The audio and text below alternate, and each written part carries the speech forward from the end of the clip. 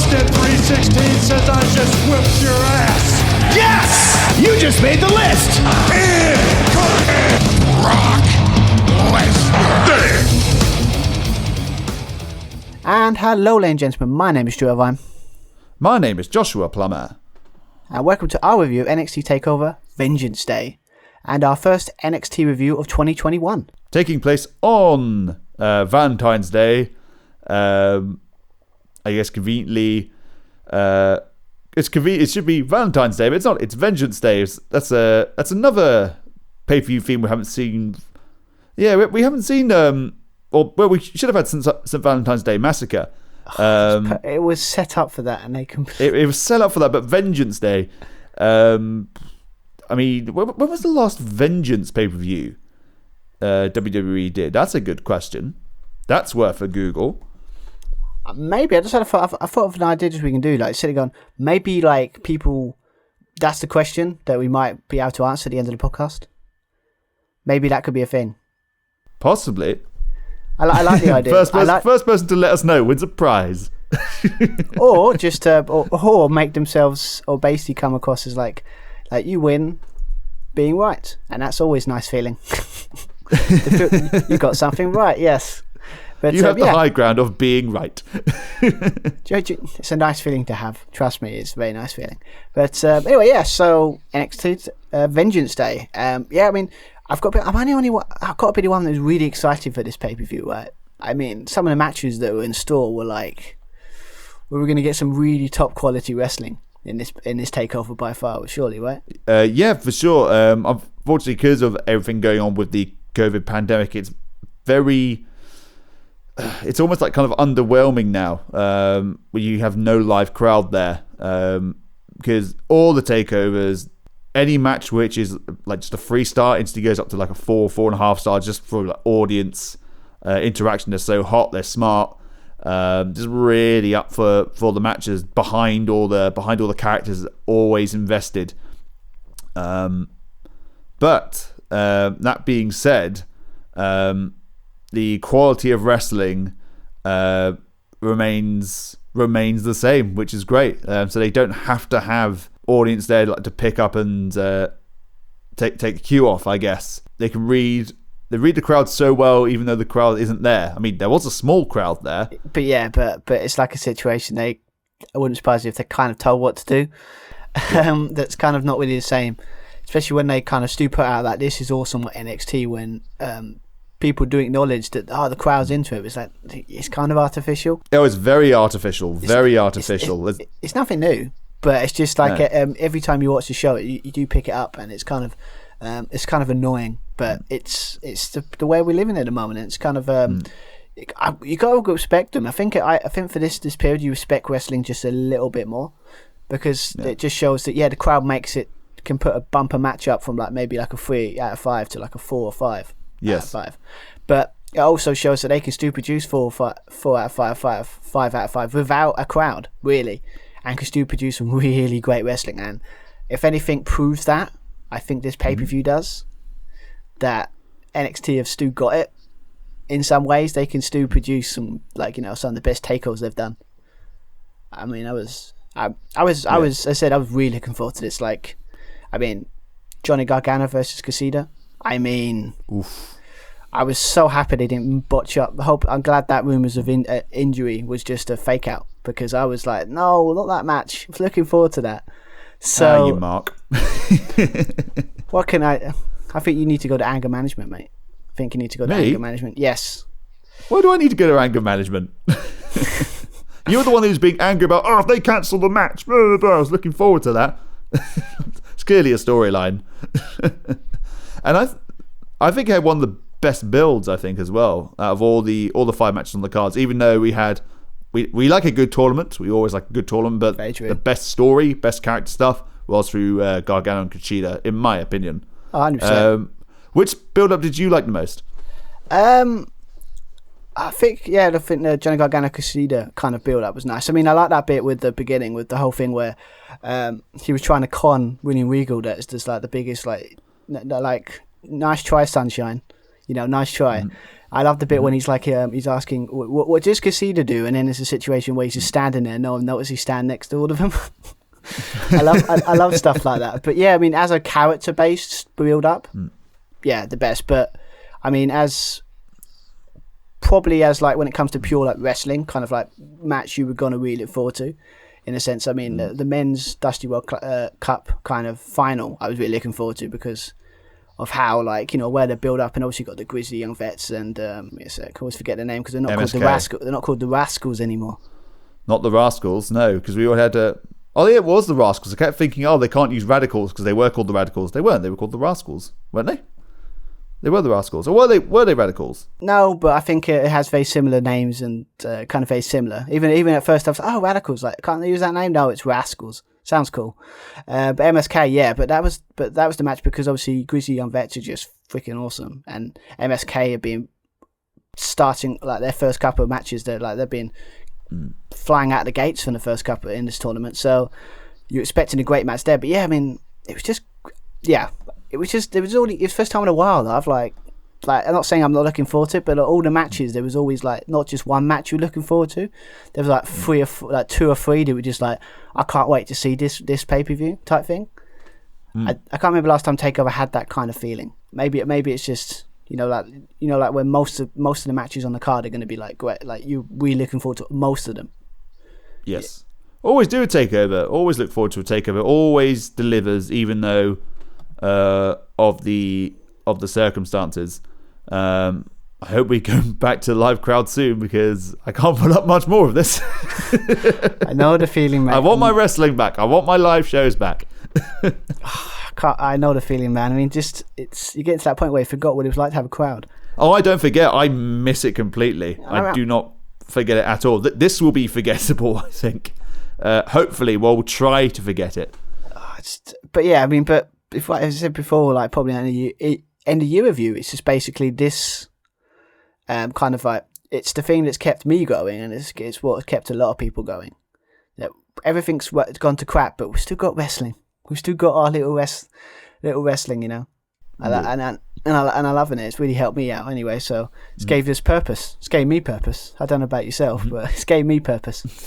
So, give us some structure. Well, I've always had kind of like structure of what when I watched Raw or the highlights of Raw, SmackDown, NXT.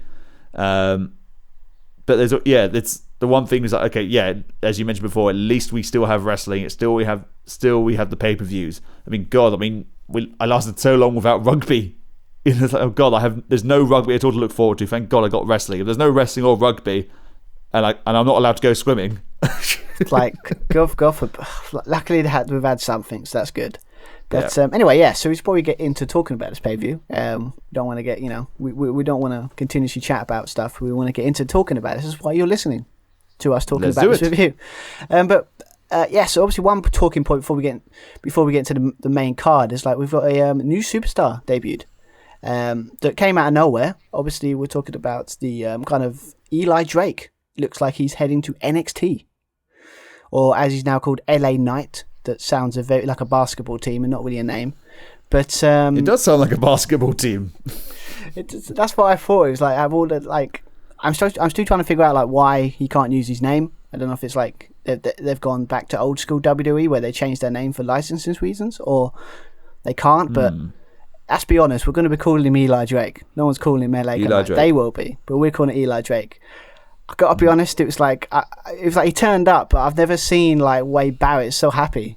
The grin on his face when he saw him was priceless. I loved it. It's like all of a sudden someone's speaking, and then all of a sudden you got Wade Barrett like smiling. Like, why is he smiling? And then all of a sudden he turns up and he's like, "Is that?" I was like trying to figure out. It's like, I know him, right? It's like, and then it's like it's Eli, and you think, oh my God, that's Eli Drake, and it's just like it was so good. The promo was pretty much by the numbers, but it shows that he's a great talker, and I think I can't wait for him to see what he can do. But yeah, he's signed with NXT. That was kind of the big story going in. Like, what are your thoughts on it? I haven't really been following it, to be honest. I didn't realize Eli Drake, or LA Knight as he's now called, was the hottest free agent going. So it's interesting to see him. Some established. They're both fairly new, like Eli Drake's been, I think, around longer than is like more established, especially with Impact than MSK, who have been around like everywhere really, like PWG and Impact. So if you want to see some fresh faces and some and know more about the kind of independent circuit or the top end of the independent circuit, those kind of stars, at NXT is basically the super show of all that talent. So yeah, it's good to see him. He's a fresh kind of talker. He says "yeah" a lot. I think he said in that promo. So hopefully that doesn't become a thing. It's a very yeah. If you watch any of, like, obviously he's more known for being in Impact, with always like being a former Impact World Champion. But I think what I noticed him more when he was in the NWA Power shows that they had. Yes. Where it's just like that was mainly more promo and a bit more grounded kind of wrestling product, very old school. Like, it was a great hour of wrestling. I'm sad they got rid of it, but yeah, it's like he was a great talker. Like with them interview segments, someone said he had a mixture of like Austin, kind of like, not in the sense of his speaking patterns and all that kind of stuff, that kind of the intensity. But yeah, I mean, I can't think of a good, like, he is a kind of great talker that we can go against some of the other greats in like you know, NXT. And the question is, who would you want to face? Who would you think would be the perfect first opponent for him? That's a good question. He comes in, he's got that cocky kind of arrogant demeanor, so you'd imagine he'd be a heel. Later going into some kind of not babyface, but kind of like a tweener kind of turn. But early days, I'd say if you want to probably put it up against a face, I mean, why not Kushida? That could be quite fun. I don't know off the top of my head for Eli Drake. I can't think of him either. I mean, it might be a question I might put out on the Twitter after we record this. It's good. The Twitter. Yes, you know, if you put "the" in front of it makes it 10 times more important. On the Twitter or the Facebook, the YouTube. Everyone knows it's the old Sum 41 thing when it said, like, your name's Sum, we're going to call you the Sums, because, you know, everyone knows putting "the" in front of it makes everything so much better. So put "the" in front of it. That's why the establishment sounds cool. But anyway, exactly. I went a bit overboard there. But anyway, yes, Eli Drake. Yeah. Should we go on to the first match? Oh, yes, let's go on the first match. But yes, so looking forward to seeing what they do with Eli Drake. And yeah, should be good. So cool. But yes, first match. We talk about, obviously, we kick off with one of two finals of the Dusty World Tag Team Classic tag team matchups. We started off with the women's. The first one was the first Dusty World tournament they've had. That's really awesome. Mm-hmm. It's about, as they say, about damn time. It's about damn time. Plus, when you've got that new kind of idea of the women's tag belts, and there's only really like 2 or 3 teams, say on the main roster. They did have the Iconics. We're still mad about that. Just put them back together. Why did you split them up? That made absolutely no sense. I think that's going to be our thing. That's going to be every time we go and record. It's like every time there's a tag team, it's like, just bring back the Iconics. We should make hashtag. Was it we unite the Iconics? It needs to be done. Yeah, please, people. So when you go back on the Facebook or the Twitter, there's someone always doing like a gov.uk petition, whatever. Bring back so and so, or don't do this, don't do that. Bring back the Iconics. Yes, and let them debate it in the House of Commons. No way. Oh, that would make my day. Just to see the politicians like all just clapping around saying, "Who are the Iconics? Why do these people want to talk about them?" Can we have Billy Kay as a speaker? Order! Oh my God. Make that happen, please. Oh, that'd be so cool. Oh, sorry, I needed that. The eyes have it. Unlock. Oh, please. Sorry to any Australian listening for absolutely butchering the accent. Yeah. But, oh, please, that needs to happen. Please let that happen. That's great. So, anyway, we need to go back to talking about this. But yes, I like this tournament with the situation of just like that tag division needed something, and I like the idea that they finally decided, well, NXT's pretty good at building divisions, right? Mm-hmm. So why not have a tournament with NXT women, and then we can build up a credible challenger to go against, Shayna Baszler and Nia Jax, and make it into. Honestly, I hope that match happens at WrestleMania because that means it'd be important. But yeah, so it was good. It's good stuff. I mean, in a sense of I like tournaments, as we both said, and I like the idea of they finally given them a tournament, and hopefully, and as always, this tournament, in my opinion, delivered as you expect. I think so. There were that it completely makes sense the team of the way of Candice LeRae and Indy Hartwell, as well as Dakota Kai and Raquel González. That makes sense. Ember Moon, Shotzi, Blackheart, they've just kind of been friends, kind of been allies in the build-up. So, that makes sense as well. Helped each other out with War Games, got a good chemistry.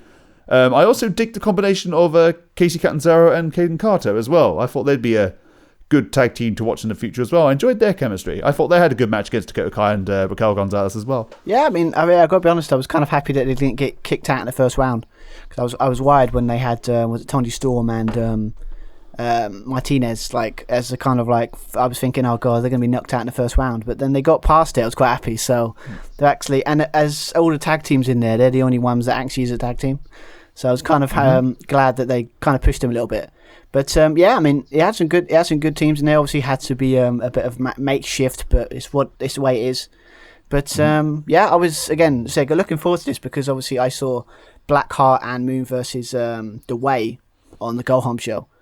And that and the kind of move set they were doing were pretty freaking awesome. So I was kind of excited to see what they can do. And obviously we got González. González has been absolutely killing it the last couple of months. Absolutely. So it had potential to be a great match, and I have to admit, I would say it delivered. It's a pretty damn good opener. Would you say? Solid opener. It's always good to open with a tag team match, especially something with something on the line where it's a tag team title or the prestigious Dusty Rhodes Tag Team Classic Championship, especially this being the first women's tournament. So winners will go down in history. It's a very prolific kind of match. Big stakes on the line here. Dakota Kai and Raquel González, I think, were the right options, but whether they're going to go straight into face Shayna Baszler and Nia Jax straight away, I'm not quite sure. I would hope not. I hope it's a situation that they make this tournament an annual thing where it's whoever wins it faces the tag champs at WrestleMania, and it makes them tag championships important, but also makes this tournament important as well. So it's if you win it, you're booking your ticket to WrestleMania. That I think should be a thing because then it would just make this tournament even more important. And also, so I hope that's the case, but you never know. And on them, they'll probably do it on Fastlane because why not? Because it's why not? But I mean, again, this match was kind of a situation of basically Shotzi Blackheart and Ember Moon trying to take out kind of González really, as she's kind of the muscle of the team. So basically trying to take her out. So isolate Dakota Kai. It's pretty much what the start of the match was. Kind of what they were doing. It was, yeah. It was very odd because you would just think with Ember Moon and Shotzi Blackheart's tactics would be kind of heelish. They're taking. I know González is the strongest competitor out of them, so you want to, I said, take her out the match. But there was a kind of sort of distracting of referees, or when the referee's back was turned, just kind of kicks on the outside. A little bit of skullduggery, I think the term's called. I love that. I think it's skullduggery. No, it's great saying. That's a new tag team they're going to introduce, the Skullduggers. Skullduggeries. It's so British as well. I love the way it's just so British when it comes to Stuart Irvine, Joshua Plummer, the Skullduggers. There we go, new tag team. And knocked out in the first round. all that work for nothing. 1 minute squash. Anyway, so Raquel and Shotzi Blackheart begin the match. Neither Blackheart Ember Moon separately can overcome or take down the giant González. Not giant González. No relation. No. I don't think. I don't think so. They're definitely not booking the same way, so definitely not the same. No, definitely not. Definitely not. Fortunately, Raquel manages to get a tag into Dakota Kai. And then something which is kind of like forgotten about with Blackheart and Moon going for Dakota Kai's ankle, or going for the I think it was the ankle, the leg, pointing out her history of leg injuries, so that makes sense. Makes sense. Working on it, there's some mission holds, looking good, making sure she can't reach the ropes for Raquel to make the hot tag. That kind of wrestle in between on the floor between Ember Moon and Dakota Kai, basically kicking her in the face, but is brought back into the ring. But then Kai's leg was never worked on for the rest of the match. I thought that'd play an important factor. Yeah, but I mean, it's how many times we've reviewed these matches over the years, like where it's got everyone like they work on a body part during the match, and then it doesn't work in the finish at all. That's kind of, I always hate that personally, because it's like I like the best finishes are when you work in a body part and it works into the finish. Personally, but I guess that's just the wrestling purists that we are. It's kind of which way it can go. But I mean, again, this match was basically built up to basically like that. Everyone in this match, González is the biggest threat, and she proved it. I mean, you had that bit at the beginning with the Hurricane. What was it? Shotzi Blackheart tried to hit this Hurricane Rama from the outside, but like González caught her and then kind of power bombed her into that plexiglass. That was good. What I love about the plexiglass, it always makes it look more devastating than it actually is. You know, because when you hit that, it's a sound. Yeah. But then it's like again, it's just a situation. They had this weird thing as well with the was Ember hit the clips from the top. That's again, still love that move. But for some reason, the ref kind of got distracted in some way. It's because Kai was in the ring, I think. But as far as I'm aware, like they're allowed to come in and break up the pin. Yeah, that was very odd. Like I think Wade Barrett pointed out in commentary later on in the match that the referee is losing complete control. It wasn't. If it were like an actual sporting kind of contest, the referee would lose like complete management. They'd be making a complete mess of this. This is the final of a very important tournament. It did get a bit weird though at the times, because it was a situation where it's like I think he didn't even know who's a legal person. Yeah, I got lost. To that occasionally. I didn't know who was legal. But again, it's what you're gonna. It's that chaotic. Sometimes you can always say, well, it's a chaotic match. You know, I can't keep on top and everything. But I mean, what else we got? Was it? But basically, kind of at the end, you had that thing where one thing I'm putting notice. They kind of the takeover kind of had like a old WCW, maybe AEW kind of. The ramp was connected to the ring that I've never seen in NXT before. I don't know if they've I didn't kind of copy that. Yeah, I didn't take notice of that until Ember Moon was actually thrown outside. Like, okay, outside to the ring. Oh, that was a sudden landing. Oh, they've got a ramp there. I completely forgot about it, to be honest. Wouldn't surprise me if they've seen AEW do it and think, oh, that's a good idea. because you do some really cool bumps that we obviously done on this match and maybe others in the night, where it's just like you can do some really cool stuff. But yeah, I mean, kind of, again, going into this, I was thinking, well, you know, Shotzi Blackheart, Ember Moon win because against heels face dynamic. A lot of people did, but then when González chucked Moon from off the ramp, you were like, game over here, right? It's like they've surely González and Dakota Kai are probably gonna win this, and especially on a 2-on-1. And yes, they did. Obviously, with that one-handed powerbomb. That again, the height she got on Blackheart was beautiful. Lovely. That's a great finish. She can get some similar to kind of War Games one with the highest. Like she can get some really, elevation with that move, and it just makes her look so cool.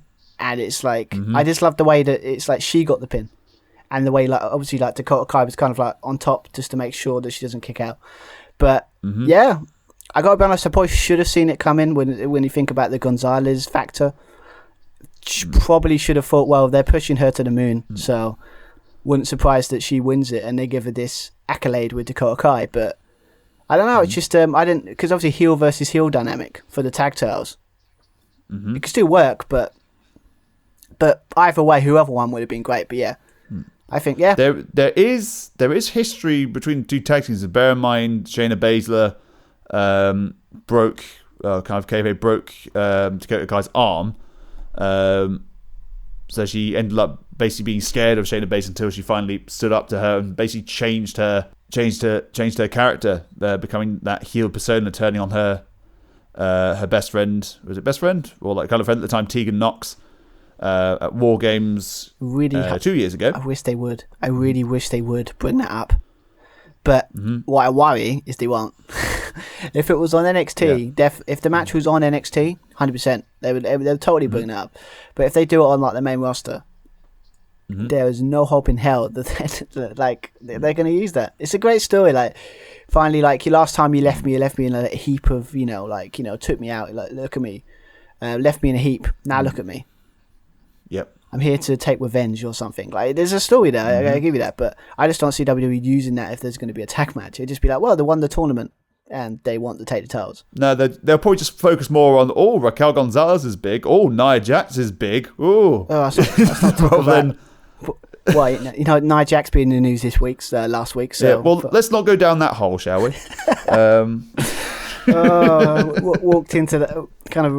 Landed on that one, didn't we?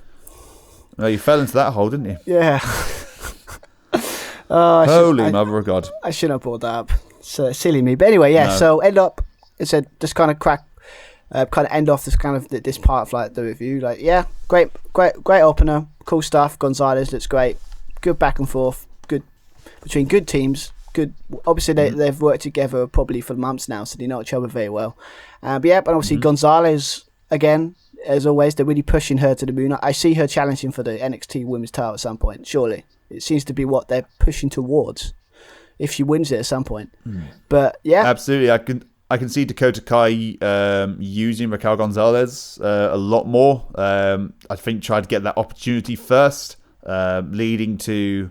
We have talked about it before, like that Triple H Batista dynamic, until Batista finally does the thumbs up, thumbs down, face turn, puts Dakota Kai through a table. Oh, that would be good. Doing that choke slam through the announce table. That would be good. I like the idea of chucking a lovely spot. I love the idea of chucking Dakota Kai off the stage onto a table. You sick fuck. Mate, personally throwing Dakota Kai off. No, Raquel González, which does it be fine. But me personally. Just me personally. Yeah. I'd love to throw Dakota Kai off the stage. What can I say? No, I was supposed to say González, but yeah, but that would be a cool spot. But okay, but yeah, it's inevitable, right? That González is going to turn, or Dakota Kai is going to turn on it. It's inevitable, but it might happen in the tag match for the titles, maybe. Essentially, yeah, could do. Yeah, great opener. I'll give it what? If you're going to grade, 3 out of 5. 3 out of 5. Mm-hmm. Yeah, good match. I don't think it's was it the best match of the tournament? I'm not quite sure. Was it the best tag team match opener for a TakeOver? No, but solid. The right team won, I think. Even though most people, especially in the JSPL League, predicted that Ember and Shotzi Blackheart would win. Most of us did, actually. But the chemistry to Raquel González has been going for a long time, and it makes sense. Yeah, so great opener, as you do. Got everyone hyped, and got everyone... I was like, I was like, yeah, great start. So it's it done. When it comes to the opening match, it's you need a match that gets everyone hyped and kind of happy and really enjoying it. And yeah, this match did it. So yeah, done its job. So great. I look forward to seeing how that title match goes. That should be good. So anyway, so next we go into our first kind of title match of the pay-per-view. Obviously, it is for the NXT North American Championship with the champion Johnny Gargano going against Kushida. That's basically a feud that I was, ever since I heard about it, with that thing with Leo Ruff and kind of against the way, I have been looking forward to this match for a very long time. Yes. Because if you know how good these two are, like, you knew this match was going to be good, right? There was no doubt about it. As I said in the beginning, I was like, maybe I got completely duped because I was a true mark in this situation. But I just really, I was dreading it because like, if they take a match away from me, I'll be devastated. But they didn't, and we got it. So yeah, I mean, sure, as I said, like, I wasn't the only one. Like, this is the match that you were looking forward to the most. Would you say? This was the match. Yeah, this is the match I was most looking forward to. Kushida being very well in that dominant display against Velveteen Dream. Gargano having kind of like a crisis, being worried about the Gargano curse of not being able to defend the title once he's got it. So I think on 2 occasions he's had the title, and then the first events he's lost it. First against Adam Cole and then against Leon Ruff. He retains the title, or gets the title in that triple threat match with Damian Priest and Leon Ruff. Then wins the match against Leon Ruff, I think a few weeks later as well. The Tag Team Classic comes about, and it just so happens that Johnny Gargano and Austin Theory are teaming up against Leon Ruff. Leon Ruff needs a partner. Who steps in? Kushida. I think Kushida pinned Theory, I believe. And with that, was that, I believe? He may have pinned Gargano, and as a result, in kind of like New Japan style, if you pin the champion, you beat the champion, you get a title shot. Gargano finds out about it in an interview. He's not too happy about that. Goes to Regal's office. Who's there? But Kushida. A brawl breaks out, even with Kushida kicking Gargano in the arm and, air quotes, injuring him. And Gargano plays up to it, sitting down. I think he's in a wheelchair. And his arm in the brace, going, no, I can't. He just doesn't want to fight Kushida. When Regal's having none of it. I'm loving this. Got to be honest, there was the Go Home Show had 2 great segments, funny ones. It was the Cameron Grimes becoming rich, and it was beautiful. And obviously this bit with was it Johnny Gargano basically doing what great heels should do, is try and find it sneakily heels, trying every way to get around it. I like the way when it says it's real. It says you right arm, you idiot, and he's like, well, no, you know what that means it's real. That means that this is the real. I was like, I love that. I love what bone did you break? What's the name of your bone? It doesn't matter. What bone did you break? The responses were just gold. I mean, I'm loving the way, and I'm loving Johnny Gargano's push at the moment as a heel. He's going all in with it. And as I said before, it's like I love the bit when the match is happening and then you got Kushida like kind of standing next to him. I love that. It's just like, how could you not notice someone standing next to you for like 2-3 minutes? I mean, come on, like notice something. Yeah, you have to double take, like, oh, Kushida's there, and then and later on we have like more surprise reveals. We had a surprise reveal, like you could say 2 during the match on Vengeance Day as well. Dexter Lumis appears from under the ring, taking Austin Theory with him. Pulls out, and Johnny Gargano reveals it's Dexter Lumis staring into his blue eyes. Oh, Jesus Christ, no, not him. I had to rewind back once Gargano and his Way team were heading to the ring. That the commentators go, whoa, what happened there? Did you see that? Like, I know Austin Theory disappeared. I was like, where is he gone? I had to rewind it back. Oh yeah, it's Dexter Lumis with some chloroform. Our face, ladies and gentlemen. He's a face, just chloroforms people. Yeah. Wrestling. Drugs them, takes them to Vegas, gets married. That kind of... He's the good guy. Wrestling's weird sometimes, right? It's very weird. But yeah, I mean, I got to be honest, I love the way they did the huddle at the beginning, walking down, and then all of a sudden it's just like, Austin Theory is like taken from us. Like they're very playing up the horror. I'm still not 100% fan of Dexter Lumis, but I'm loving the kind of when they do it right with the proper horror kind of like killer type thing, when it's like he's everywhere, you can't hide from him. He can take you at any moment, and I like that. And also I like the idea that it's just like when they came out, he didn't notice until literally when he done the hand, the high five thing, and it's like, wait, where is he? So it's a nice way of setting up the story later on, like for in the future, and also it sets up that Johnny Gargano recently has been getting help from the Way to get wins. Yes. All by himself now. No one to help him. All by himself. And it's set up again. No. It's it kind of just let Johnny Gargano prove that there's a reason why it's called Johnny Takeover. Johnny Wrestling. Yeah, I'm quite surprised. I thought it was going to build towards because I thought Kushida would win this match, or if Johnny did win, it'd be by some shenanigans, where it'd be Austin Theory, Dexter Lumis getting involved. But no, he was out all on his own, and he did it all on his own to show Gargano is a fighting champion as well, even though he is a dick. I mean, they're the best kind of champs. Like he can cheat, and he can get wins by like cheating with like distractions. But again, it's like something once in a while you've got to show people that this guy can wrestle, and this guy is as good as people say he is. Sometimes he can't be dastardly all the time. But I mean, this was. yeah, I was looking forward to it as much, but as you expect, it was beginning of the match was kind of more of a that kind of ground-based wrestling, mat wrestling, as you expect. Both finishers are submission experts, so you expect nothing less from these two. Both going for like the hoverboard lock and the Gargano escape. Am I the only one that was like loving the kind of exchange, the counters after counters after counters from these two? I think they've got great chemistry. Like the chemistry between these two was brilliant. Oh, it was wonderful. Back and forth, great counters, as you pointed out as well. Kind of concluding with Kushida locking Gargano into the Gargano escape, using each other's submissions, so kind of Kimura locks or hoverboard locks. Really good chemistry, and that was kind of instinctive. That's why I was looking forward to this match so much, because I think they'd complement each other style-wise really well. Well, they're very similar when it comes to that kind of stuff, like kind of both like kind of high flying, but also very grounded in submission based offense.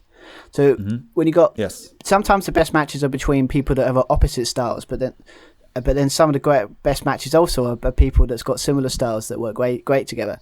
And this is a perfect example of that. I mean, example like when Kushida caught Johnny Gargano's spear that he does through the ropes, the second rope, and then hit that kind of really, I think it's like a chicken wing kind of suplex pin. He done two of them through the night, because obviously they're both working on the arm. Both of their finishes are working on the arm, and I just like the way there's like the counters are brilliant in this match. I love, and especially like I think it's the first time in a while I've seen Kushida kind of show how there's a reason why people rated him so highly in New Japan, because you put on matches like this.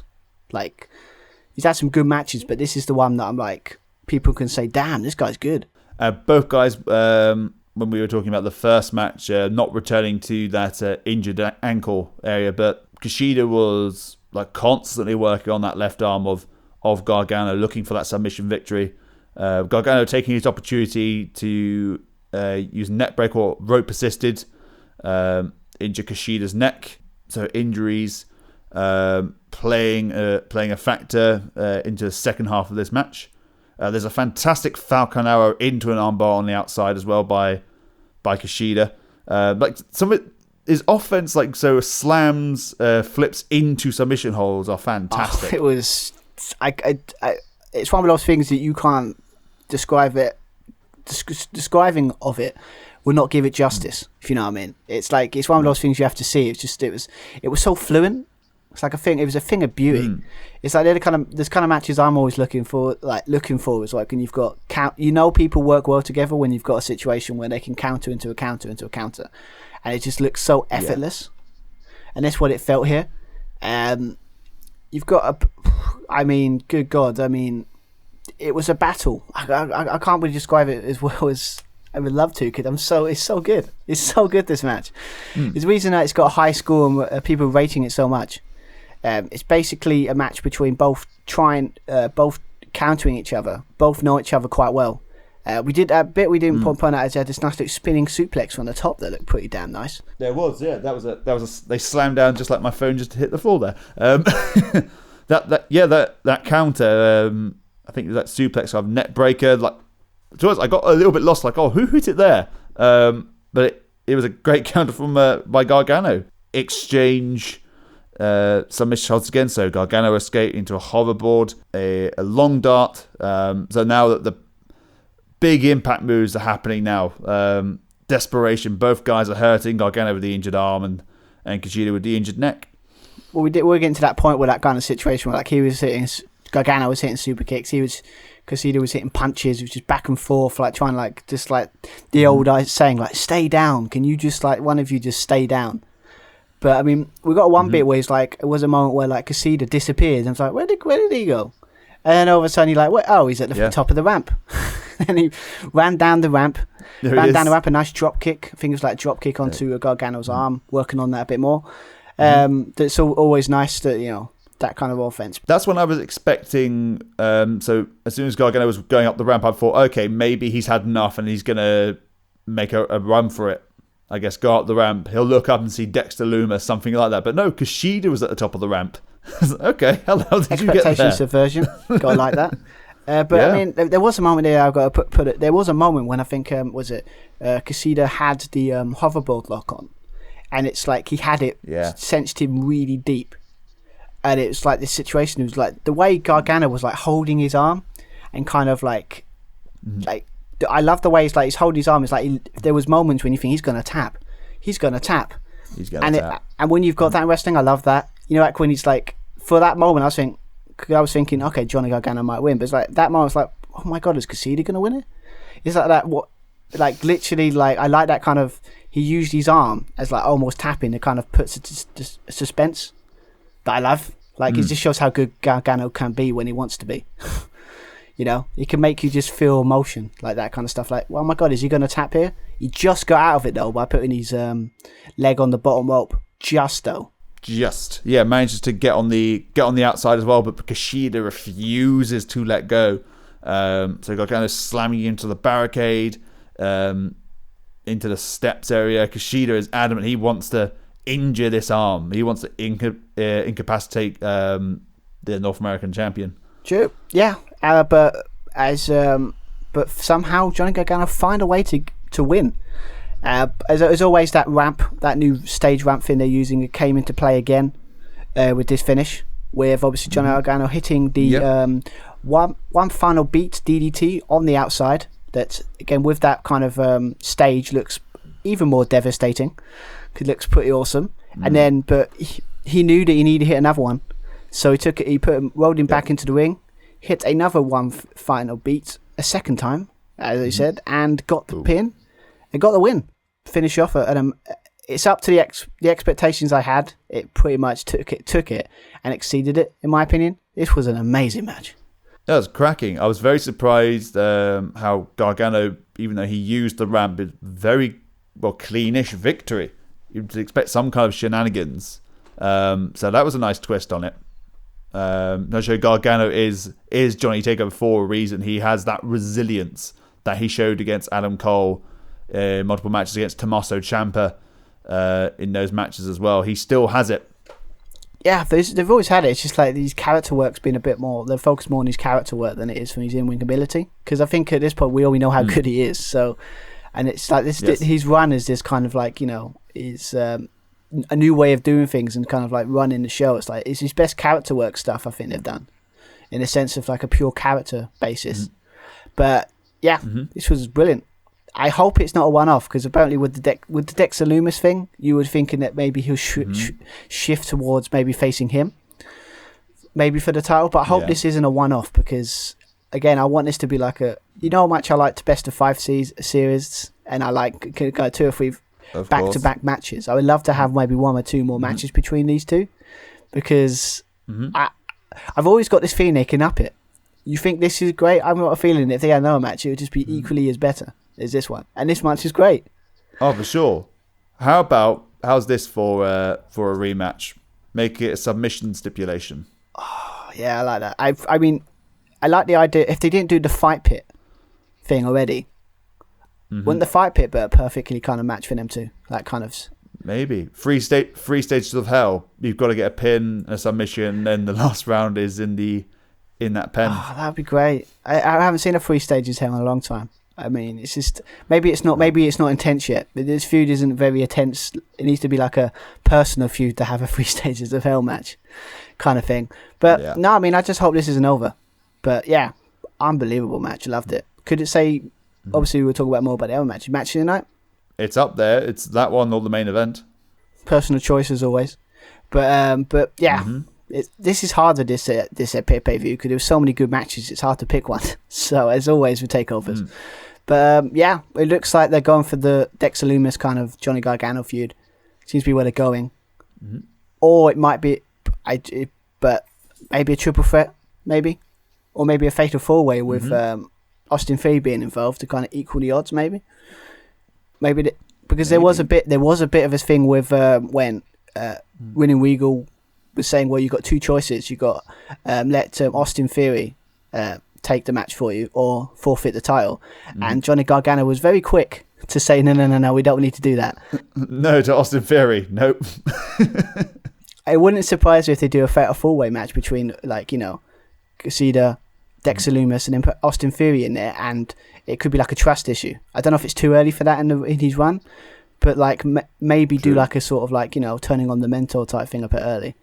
Maybe. I don't know. It might be too early Yeah. for that, but I think there's seeds in there you can play with, But Who else would you like to see challenge if it's not Kushida or Dexter Lumis? Who would you like to see challenge for the North American Championship? I mean, you've got the obvious choices. You got, was it Tommaso Ciampa? The dynamic of, obviously, that'd be an interesting kind of situation again. I know we've seen it a lot before, but different dynamic. I think it'll work. Timothy Thatcher maybe, because I think that kind of style would work. I mean, just because it'd just be freaking hilarious, maybe Cameron Grimes. Heel on heel. Why not? Like, literally, because it basically could be a situation that Johnny Gargano hate.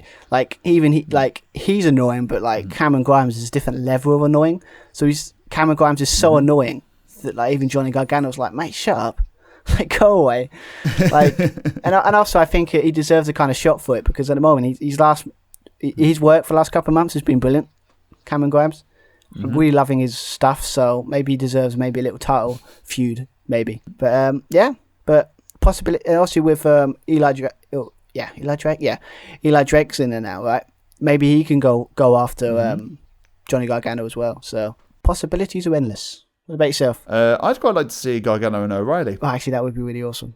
Yes. I'd like to see that, especially with not quite sure how it would tie in with the ending of the pay-per-view.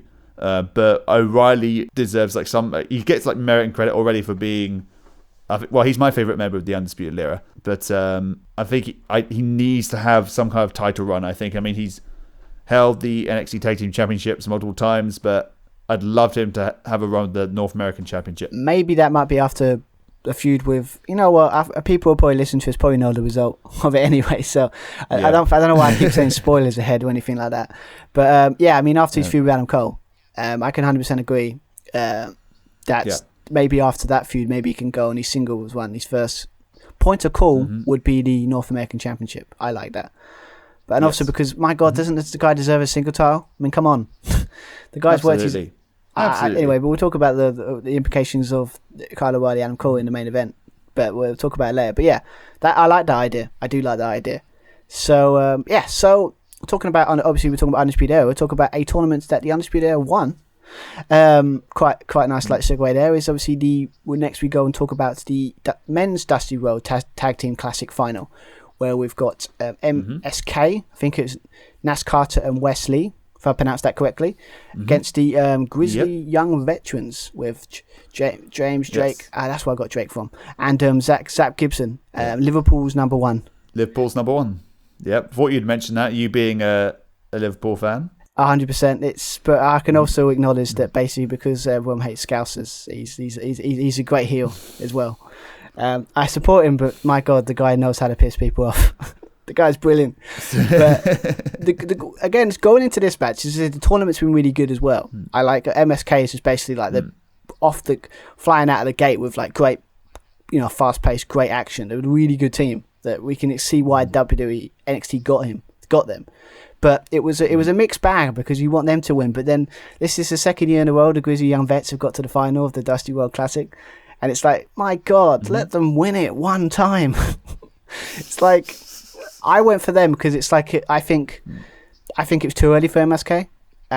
Because I always worry when you put a team and they put them in a title feud straight away. I always worry. Pushing them to the moon very early on. We have talked about that for like world title pictures in particular, but it's the same for any title. They come in really early. They win a couple matches in their first feud, or is for the title. But we'll see. It's very early days. But yeah, I agree with you. I thought Grizzled Young Vets would sneak it. But let's go into the match. Yeah, I mean, again, it's just it was let's be honest. It started off like most MSK kind of matches. They kind of hit the ground running, kind of like high octane offense, out over the top kind of stuff. It was as always you expect it. They're great on the eye when it comes to like if there was a definition of a highlight reel, this is the team that would be in it like 9 times out of 10 because they do some really awesome stuff in the ring. And this is kind of the start of the match. But as always, we were talking about Zach Gibson being a dick. It has to, what was it, just when they got momentum, a nice clothesline on the outside to Carter. changed the momentum of the match. And basically, it was all a lot of it. There was a lot of good tag team wrestling with the Grizzly Young Vets working on. I think he was working on Carter for most of the match. Working on Carter most of the match, pinning him down. If you've got a high-flying team, you want to make sure they can't bounce off the ropes, bounce off the turnbuckle, dive on you on the outside. So pin him down, and they did that very effectively. Carter did gain some really good offense, so the corkscrew crossbody on Drake, which was lovely to see. There's you mentioned the hot tag as well. Wesley just coming in. He made 2 fantastic dives in this match. Oh, yeah.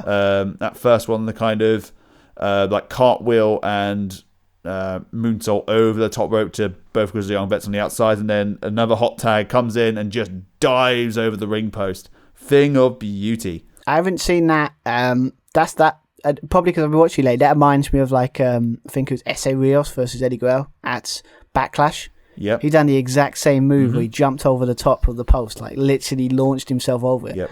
It's it's a move that would always look impressive because the kind of height and speed and elevation you need to do to go over the top of a post that way, in the way wings are out. Yeah. It's crazy, but again, it just shows how freaking awesome this team is. I am so glad it's one of those things where it's just the team has all this hype, and it's most of the time, 9 times out of 10, most teams don't live up to it, but this team does. Or the Rascals, as they're called, were originally called. He was brilliant. What does MSK stand for? I don't think they've actually No idea. said. I think I looked it up. It's got no relation to anything that would be some sort of cool initials. I don't know. I'm not quite sure whether it's a play on music. I don't know. Or if it's, when I see MS, I think must see K. What's the K stand for? K for combat with a K. I don't know. Must see kicks. I don't know. Must see kids. The must see kids. Maybe I don't know. I just thought about it. It's or maybe it's just like most things. When you just choose a name because it sounds cool. It has no relation to anything. It just sounds cool. Yeah. It might just be that. Or you just pop down to the MSK, which is your local corner shop. Just get some milk. It does sound like that. I need a name. The MSK. I've got to be honest, as we were talking about names earlier, it's obviously with the LA Knights and obviously the MSK, it's they're really picking out names that you say, go and see your local LA Knights play tonight, or down at the LA, or an MSK sounds like a supermarket brand. So you could have a tag team called Co-op. So, but we had the bit where was it? Shocking, disgraceful. But move on. Anyway, that was I said that flip over the post was awesome. We had a bit of intense Carter was starting to get really pissed off with there was a moment when he was getting really intense, proper anger towards Zach Gibson. Probably because he was beating the crap out of him for 10 minutes. I would be pissed too. But it was that. I think someone pointed out in another review I watched where it's it just proves, I think we forget sometimes how effective Zach Gibson is as being. Everyone freaking hates that bastard. No one likes him. Yeah. And he's very good at being hated. He didn't do does he still do this, is it Shangri Gates? His submission hold on the shoulder and tricep? I don't think so. I mean, I think he does, but did he just stop doing it? No, I think it's because obviously they do.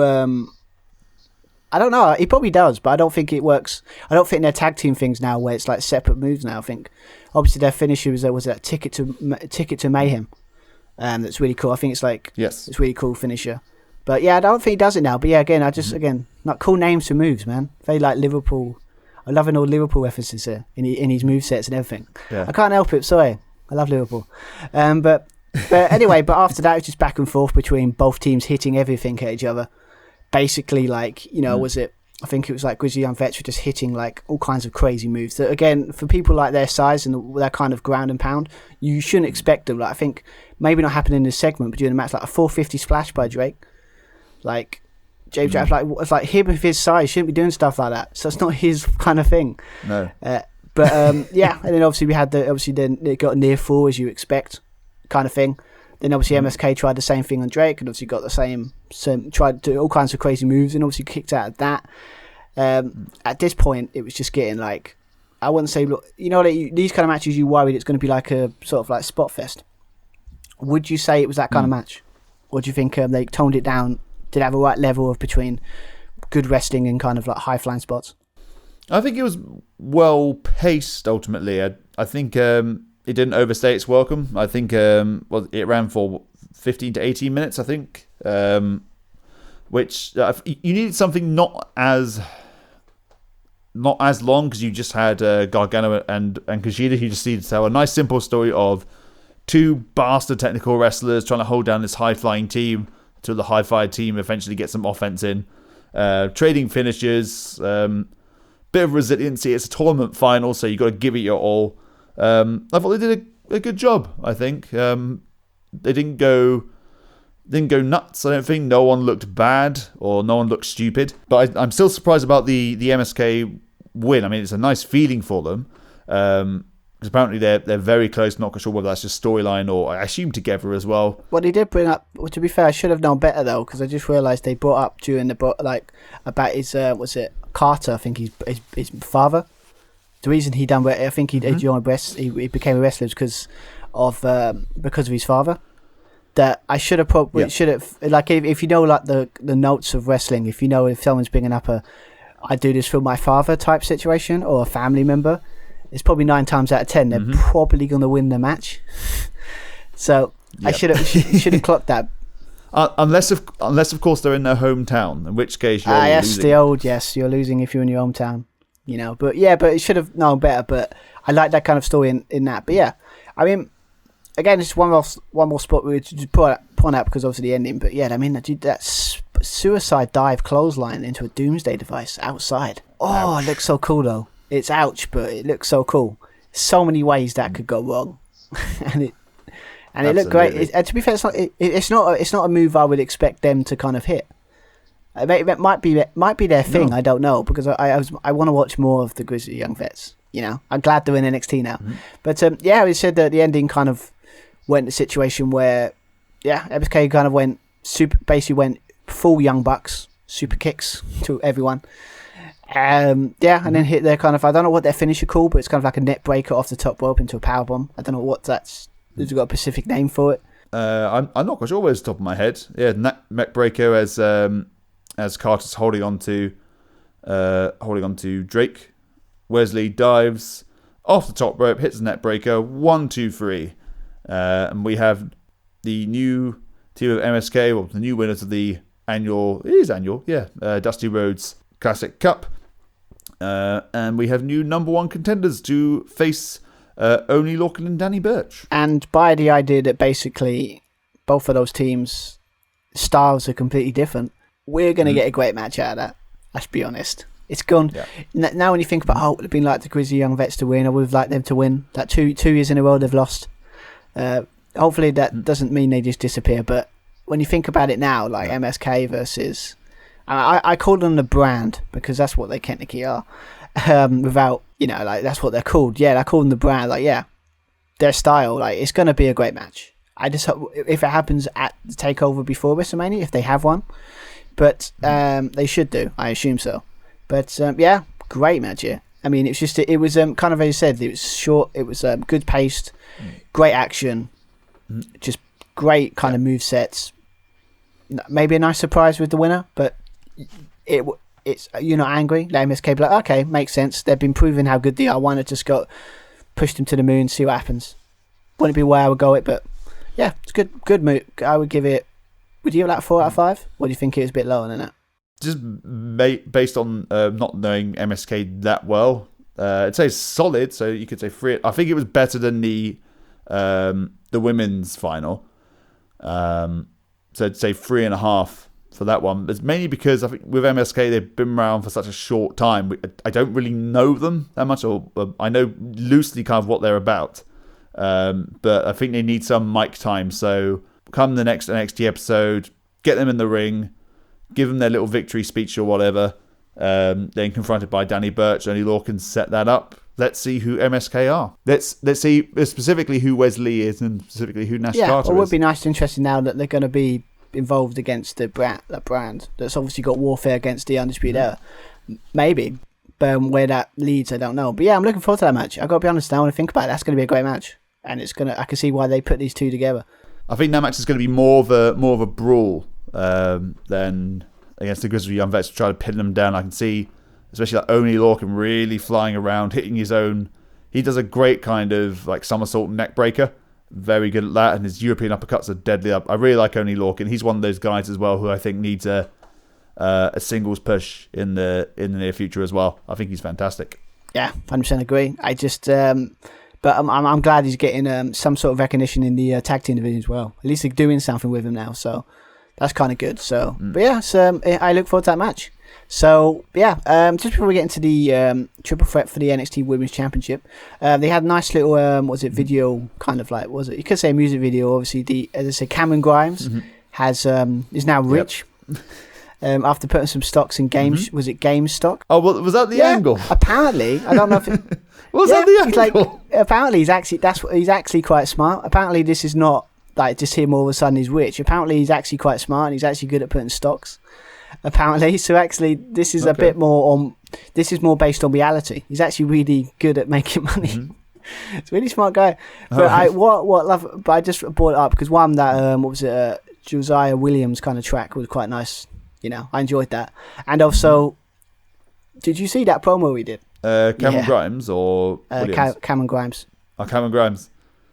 Which one, on the Go Home of NXT, or was that on the? I didn't see it. No, I only saw the in-ring cover results. I didn't see the backstage after recording, you should go back and watch it. It is a thing of beauty. It's basically what proves me is just like like when they say a character going all in.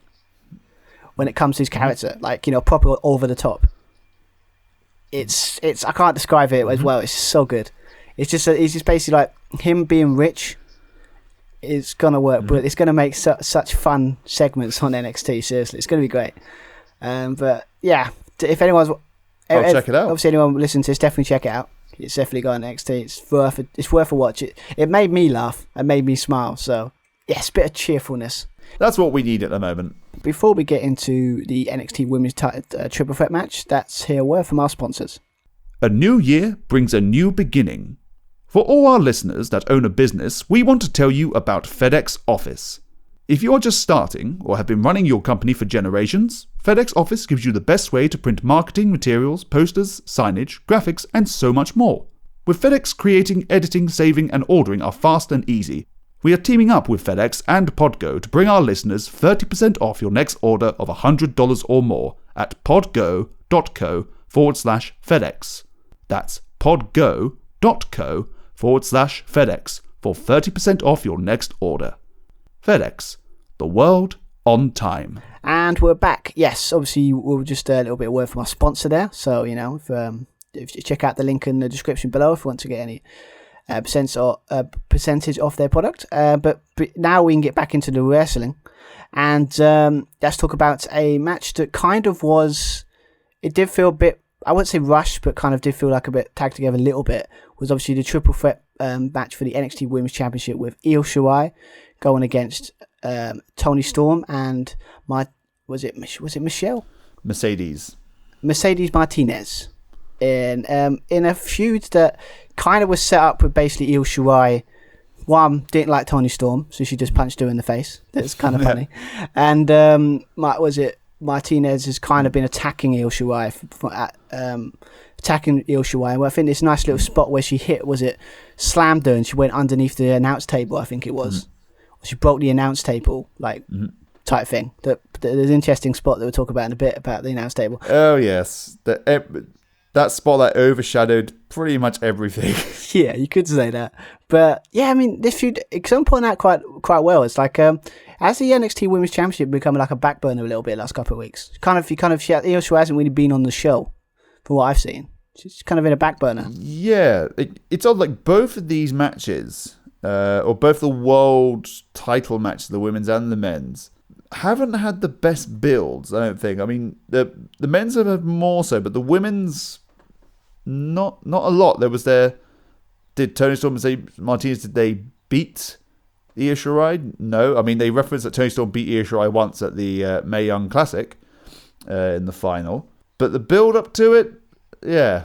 It is a bit. It did feel bad. I don't want to say tagged on because that's really not fair. But it just felt like other matches have stronger build, stronger foundations. If that's the word, that's the kind of feeling. In situation, Martinez has basically got it because she kept attacking the champion, so of course she was going to get a match, and Toni Storm was going to get a match probably for the fact that Io Shirai attacked her, so she's pissed. So, but on the flip side, it's like I guess with this kind of match, you don't really need as much of a build when you think about it. You've got 3 very capable women performers here that should produce a pretty damn good match, and it kind of I think if they give them more time, would have been. I think it's very fast paced. I think it was like it was very hard to breathe in this match in some ways. Well, straight from the get go, Mercedes Martinez just misses the introductions of the competitors in this match, that's going out to attack Io Shirai, which is a smart thing to do. Catch the champion off guard. Keep the other competitors on their toes, especially in a triple threat match. Bear in mind that you don't have to pin the champion to win the title, and the champion doesn't have to be pinned. Yeah, I mean, I got to be honest for this match though. You got to feel sorry for Toni Storm in some ways. You got a lot of punishment during this match.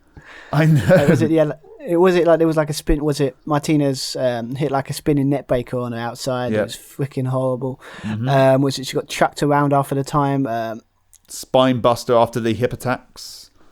I got to be honest though. I did put in my notes that I think it was quite fun. It's like I got to be honest. Arn Anderson would be proud of that spine buster. Oh yes, that was a beautiful spine buster. That was a lovely spine buster. Toni Storm was on the receiving end of quite a few submission holds as well. First from Mercedes. Yeah. I mean, he had that really awesome kind of freeway submission move that he did. I think it was like Io Shirai had a crossface on Storm, and obviously Martinez had a dragon sleeper on Shirai. Yep. It's like it just looked really cool. Another thing I found that was really funny is that Io Shirai tried to do a moonsault, but Martinez moved out of the way. Yep. And this might be a random thing to think about, but I watched a video of Samoa Joe on Facebook, and it's basically a situation of watching him moving out of the way of people doing moonsaults. In NXT AEW, in TNA and all that. Yeah. So when she did that, that's the first thing I thought of. It's just like, it's a random thought, I know, but it's just like it just shows how badass she is. She like just moved out of the way. It's like I don't care. I don't care. Just land on your ass. I'm not catching you. But let's be honest, though, the thing, as you said, overshadowed it was the kind of the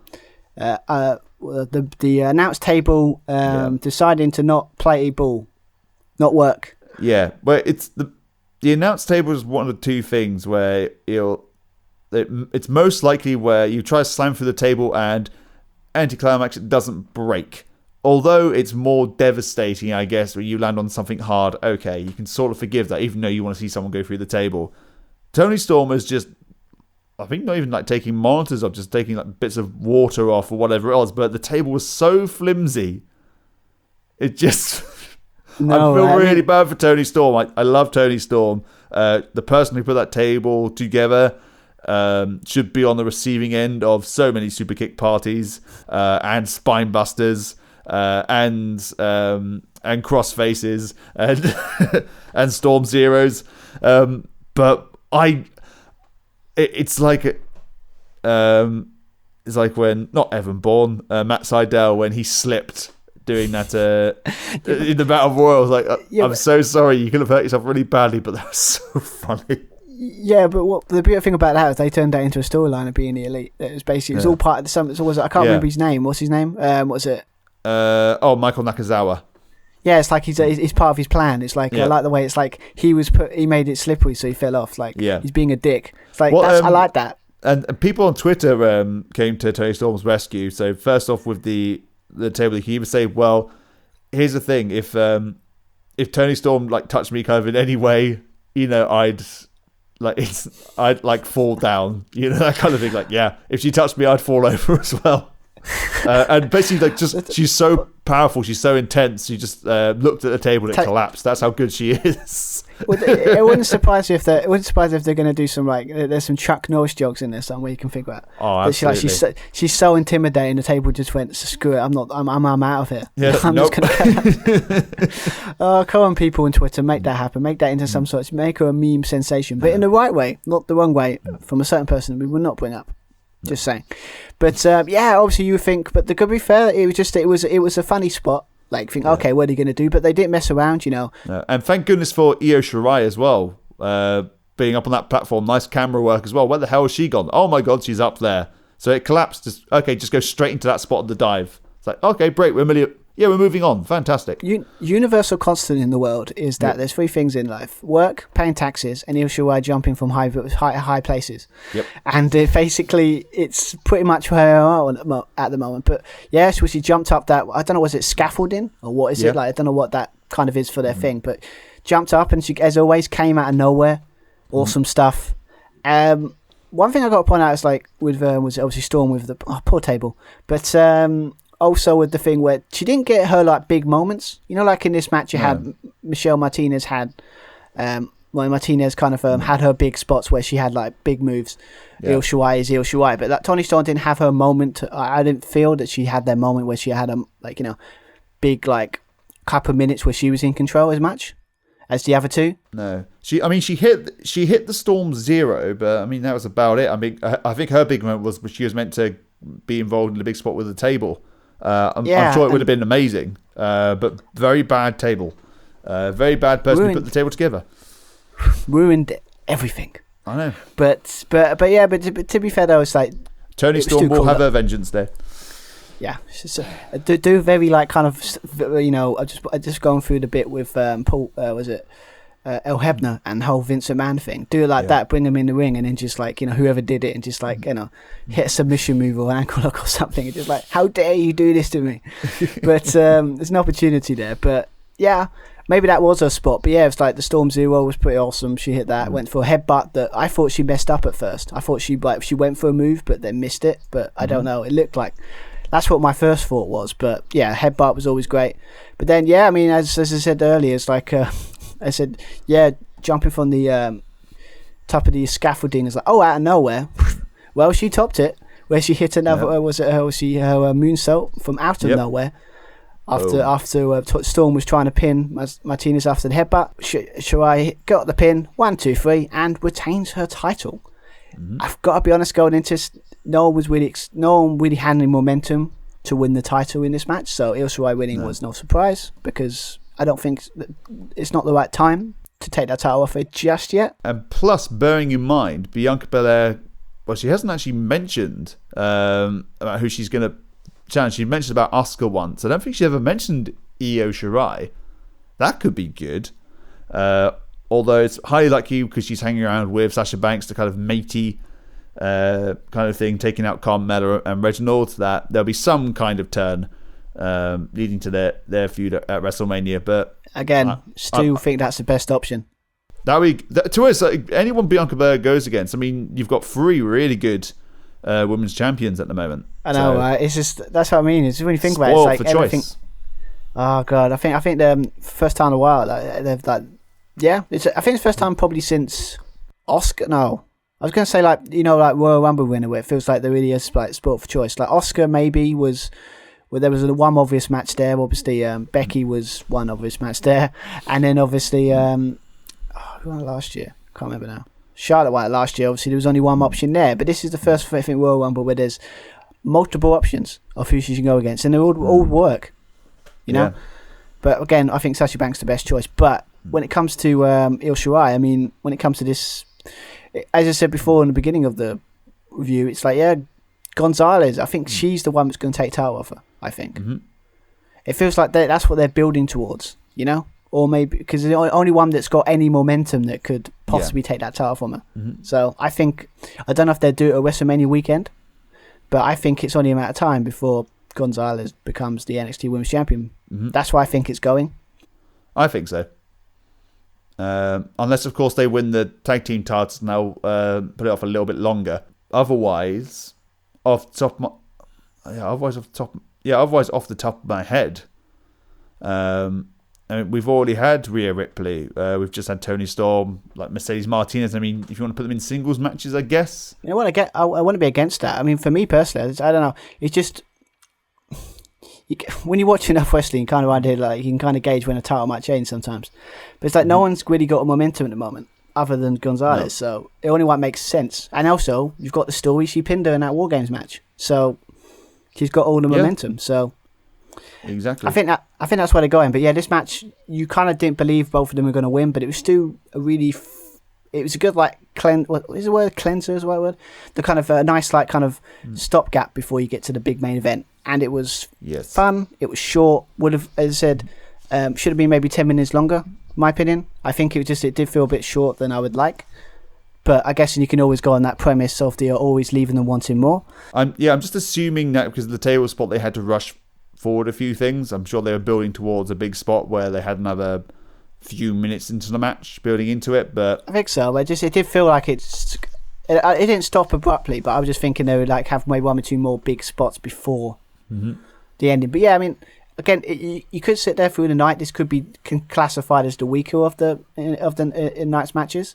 But we're talking about like high bar of like weaknesses, right? Yeah. It's like maybe the one that if you were going to find any fault in the pay-per-view, it would be like, well, this wasn't as good as the others, but like it's still freaking good. It was good. Bear in mind again that kind of circumstance, like that wasn't their fault that that table fell apart. It really wasn't, which is a shame. I'm sure like if there's more, they'll do some kind of angle with it. Maybe. I mean, they've got to.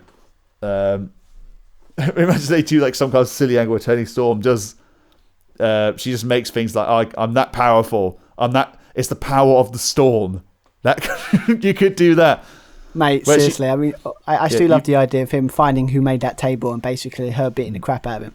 You know, like how dare you? Yeah, or power of the storm. So you see, I don't know. For example, William Regal, he's got like a cup of tea, whatever it was, and the mug just flies off the table. Off goes the sugar and the spoon. There it goes. What's that? It's the power of the storm. Well, think about it. You've got a perfect opportunity, as you said there, like perfect opportunity with an entrance when she does the bit when she's standing and she puts her glasses down. Really go over the board where every time she put her glasses down, the table breaks. Yeah, for sure. I mean, it's very goofy, but it's, I don't know. Takes the glasses off, the glass shatters, that kind of thing. Yeah, like proper go for it. But I guess that's too is that too goofy for a serious character? But there's no opportunity. It's something. If there's like a BTE kind of equivalent, like go for it. Yeah, it probably is a little bit too goofy for NXT. But I'm sure Toni Storm will put someone through a table. I think in the next week or coming weeks. Would be nice. Or maybe she might do that spot next week on NXT. Just like where she goes, this is what was supposed to happen. Yeah. You know, but. Yeah, but as a match of the whole, I think it's fun. It's would have liked to be longer. Yeah, everyone looked great in some ways, and yeah, I thoroughly enjoyed it. So I think it was a good match, good addition to the pay-per-view. I would say, good stuff. So we talked about Bianca Belair, who she's going to face at WrestleMania. We had a lovely surprise last week or the week before with the Rated R superstar. Turning up on NXT, which is very refreshing. Well, it's the question we asked. When I were on with you, we did sound a bit. It was like we put who we thought it was obvious who he was going to face, but apparently not. Apparently we were wrong, 100%. I thought it was obvious where they were going, but apparently not. But surely you're the same with like loving the whole like he's gone to each brand and he hasn't made decisions. Like going to NXT just makes it show that title is important. It's the mind games, as Edge pointed out, when he confronted The Miz, where Miz said, oh, by the way, I'm going to cash in, blah, blah, blah. Edge, you just told me what you're going to do. You're an idiot. I'm like constantly 2 or 3 steps ahead. You know, I'll make my mind up after Elimination Chamber, but I'm planting the seeds, a little bit of doubt, a bit of speculation. Oh, what if Edge picks me? You know, there's always something they're thinking about. It's good story threads. I like the way they haven't done a story like this in a while. Like, you know, when he actually just... You know, he doesn't know where to pick, and it wait weeks before you find out. But yeah, I like that. It's like I'm surprised Edge didn't go, mate. I wrote the book on cash-ins. Exactly. So and you're sitting there to like at least when I did it, I didn't tell anyone, and you just told me, you idiot. Yeah. It's like I love that. I'm surprised he didn't use that, but yeah. So it kind of ties in. They kind of brought it up in the kind of opening, I think when Finn came out in the match. But yeah. Obviously, we're talking about the main event, as you would, the NXT Championship match between Finn Bálor and Pete Dunne. Again, it's one of those matches that you were looking into it going, yes, it might not have the same build, but if you were looking at a card that had Finn Bálor versus Pete Dunne, you'd be like, great match. That's going to be off the charts, right? Yeah. That's a dream match on the British circuit. Best of British and Irish against each other. They've never faced off against each other. surprisingly, which I didn't. Well, he kind of brought it up in the commentary when it's like every time they've been in the same company. Well, they've been in the company, one's left or not been there. So just when they've just missed each other. But again, it's like you've got two people that are great talkers that could basically talk you into a room, and basically two very similar kind of intense styles when it comes to that kind of hard hitting kind of strike kind of thing. You again, it's a perfect example of both similar styles meshing really well, and I wouldn't say this did not disappoint. This was exactly what we thought it would be. Again, very similar to Kyle O'Reilly in the kind of style they were going for as well. Yeah, I would say. I mean, not a bad thing, but it's just like I think they've figured out what Finn Balor's kind of move style that works for him. And the last two opponents they've put him against made him look really sympathetic and really good. I think really complementing each other really well. Yeah, at the beginning of that promo package where you see Finn Balor, he's got his jaw busted open, blood pouring down his face, looking like an absolute badass, like fighting champion, like Becky Lynch on top of the or in the audience, remember, arms extended, blood dripping down, broken nose, badass or bad lass. Yeah, Finn looks like a champion playing around, but he knows he's a target and he plays up to that, which I really like as well. What was it, that line they keep using that I really like? They don't make the cloth I'm made of anymore, or something, paraphrasing that. That's the one. Yeah, that's a good line. Yeah, they don't make the cloth I'm made of anymore. You know how much, I guess you know the same. We like good, like quotable lines like that. I love stuff like that. But again, it was just a really. Again, the story wasn't. I thought it was kind of. I don't know if it's such a story was kind of a situation where Pete Dunne was kind of working on his arm, like attacks from behind have been like throwing him into like the post and kind of working on that arm type thing for the storyline. But it hasn't. But it's what I think it's one of the stories. It didn't need much. The dream match alone was enough to get you, if you would say like the old, get you through the door when it comes to watching this match. Already, if you put that in just a random, like showcase match or something, you'd be like, I'm watching that. Yeah. But then, so you don't need too much, but it's just, it was just a match you were just hoping it delivers. It's the nitty gritty stuff as well. So they got a submission hold locked in, but they're still hitting each other with elbows and forearms, like in the hold. So throughout this match, whenever someone's got some kind of upper hand or hits a big move, the person on the receiving end instantly retaliates to come straight back with some kind of response, some kind of offense, to also try to shift momentum back into their favor or stop the opponent from capitalizing, which Finn Balor, Pete Dunne did that really well as well, but Finn Balor especially, as soon as he had a finger break or like step up enziguri, whatever it was, he just come back with, say, like a double stomp to the chest or Pele kick. I mean, as I said, like stories like was as you expect, technical masterclass, you would say, in some ways. Similar again, Kyle O'Reilly, similar match as well. You expect the same styles. It's working on body parts. You got Pete Dunne working on Finn Balor's arm, and then you got Finn Balor working on kind of Pete Dunne's knee. That again, they both played up really nicely. I think it was a bit where I think Pete Dunne does that thing where he does the Daniel Bryan flip in the corner, but because he's worked on the knee so much, he couldn't quite hit it. He couldn't quite do it. That I kind of like. It's like. And that was very natural as well. It wasn't like he just kind of like landed and then sell. It was like as he landed, he sold. It flowed really nicely, really naturally. It was a great sell. I mean, some people call here was like it's just 5 minutes, just map-based wrestling of just exchanging holds. It was just great. It's just if you're not into that kind of wrestling, you could say some people. I can sit there and say I'm into that kind of wrestling, but some people might say, well, that's a bit boring. 5 minutes just doing rest holds, but like it's not a rest hold. There's a difference between a rest hold and grappling, like mat work. You're trying to gain some kind of advantage. You're trying to figure your opponent out. It's like, okay, where's an exposed area? Where's he weak at? I mean, I think it's because I'm kind of going by the principle that I know some people might find this match boring. I just, but I don't, because obviously I think it's because as pure wrestling fans kind of respects the kind of art of the mind games and the psychology of it that I like. So this is definitely a perfect example of it all done right.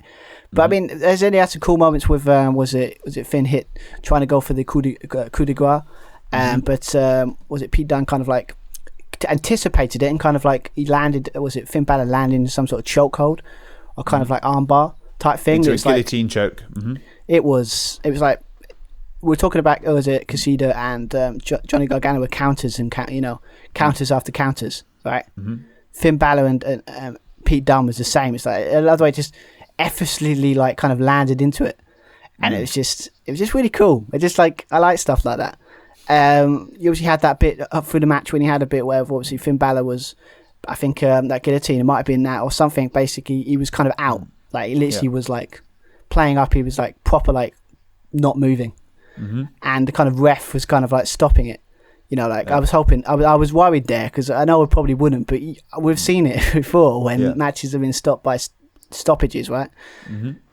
So, but I can't again. But as you said before, it's like just you got Pete Dunne going back in to try and hit the bitter ending, but then again counter into something else, and domino stretch of all moves, like all different moves you can do. He went for that. There's nothing wrong with it, but just it was like, oh, that's new. Bear in mind, he's probably still concussed or not concussed, but trying to get his breath back after being choked out. So he's not exactly going to run off the ropes and hit a drop kick or something like that there, which requires a lot of energy. It's just going to slow it down a little bit, but still maintain control. Yeah, I get that. It's just it wasn't like a sort of like a criticism. I just did. I was like, oh, that's different. It's just different. I like because the domino stretch is kind of the move you do at the beginning of matches to kind of slow the pace down a bit, and it's kind of a match when you want to get back into a match and you go into a domino stretch. But on the flip side, I also know it's a move that is very popular in Japan. If I know, like the domino stretch is kind of a big submission move there. So I don't know. Maybe I'm just being weird. Probably am. But anyway, but yeah, we also had a bit with was it Pete Dunne? I think he was trying to hit the bitter ending again. I think he used there was a bit where he used Finn's own arm to low blow him. Yeah, so technically not illegal because Finn hit himself. He just let his hands go. He wouldn't have hit himself in the balls. Very smart, very smart there. I mean, I just noticed that technically that should be a disqualification technically, but the referee was like, "Oh, come on!" It's like, "Boy, it wasn't me. I didn't low blow him. You could have let go." Using smarts, but he did hit that bitter ending. I don't know if it's. I always say his bitter ending is. It's not the most protective move. I don't think it's as protective, but it's most 9 times out of 10. If he hits that, you're pretty much winning that match, right? Yeah, when he was the champion for nearly 2 years, the very protected finisher. It was only when he went up against Walter that the move started to diminish slightly. I mean, I guess like the top stars, I guess it puts up way like most people, but like big main events like this, there's always going to be a kick out of the finisher. Yeah, I'm just curious. Obviously, when you've got there's only one AEW reference going to bring up in this review, but with stuff like the One Winged Angel by Kenny Omega and kind of like Judas Effect in Chris Jericho's, like when you hit that, it's over. Like that move has not been kicked out by anyone ever. No. So, but maybe this one, I can see why it's kind of a move that when you hit it, only the best can kick out of it. Yeah. That's kind of cool because it just shows how good Pete Dunne is. Mm-hmm. How Finn Balor is. I mean, but yeah, I mean, again, it has some cool moments. We had a bit where I think it was like, I don't know how many times you got to get your fingers broken before you actually give up. I mean, good God! I mean, there was that. The moment when he. I think the last time he did it when he clicked, like broke his fingers. Obviously didn't, but broke his fingers. It was the most intense one I've seen in a while. Proper like ooh. Yeah, and then just stamping on the hands as well.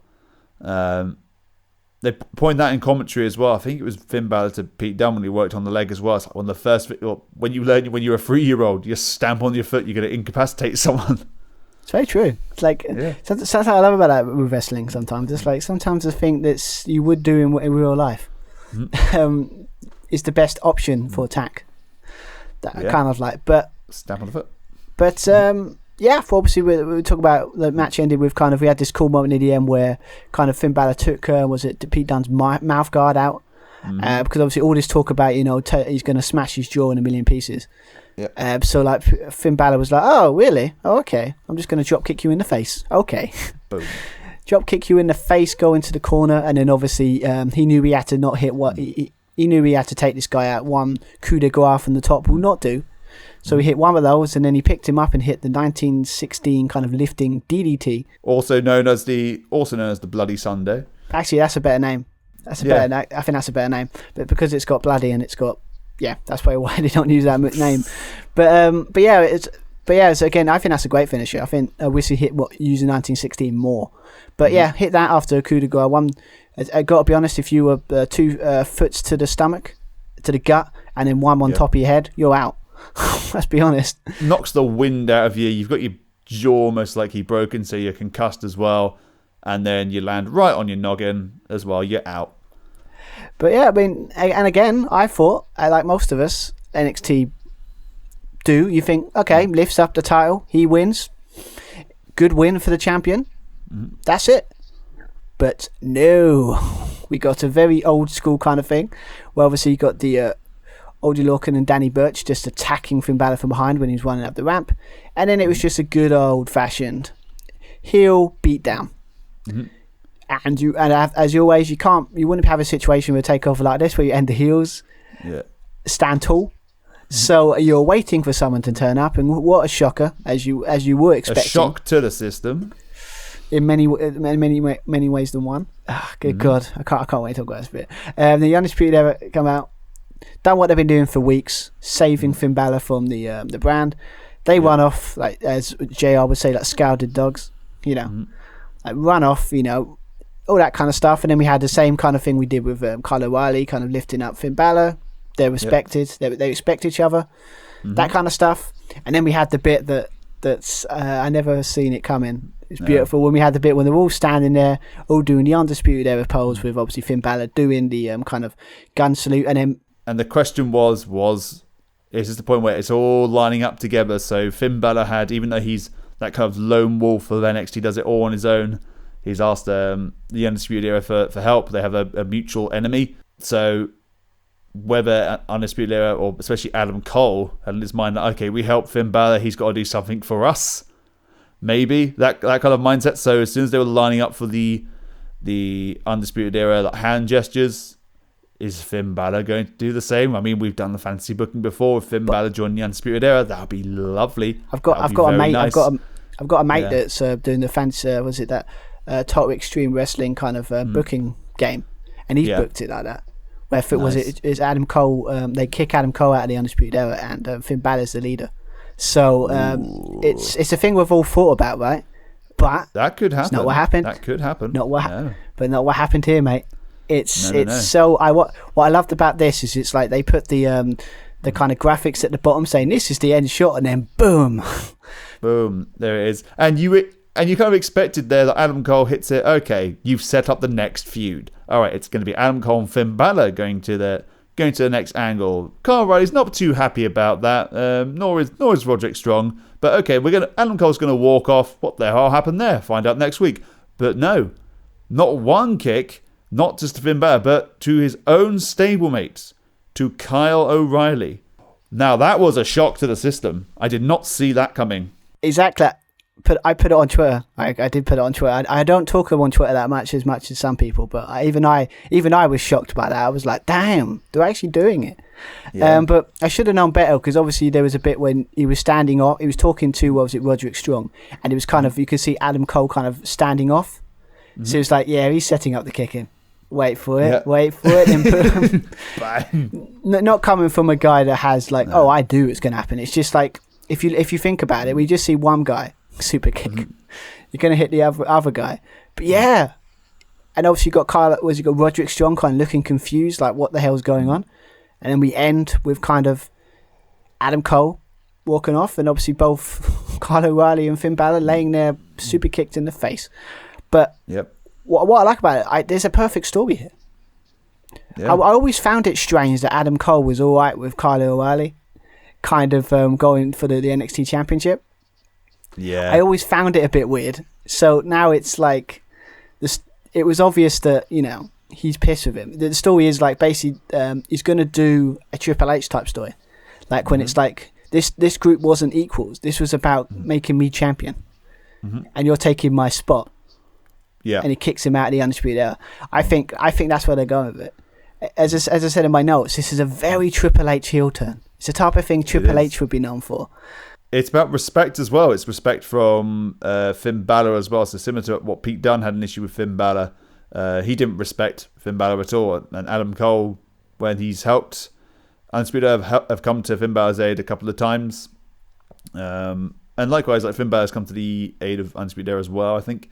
It's just a matter of respect. It's a matter of principle. So either you join us or...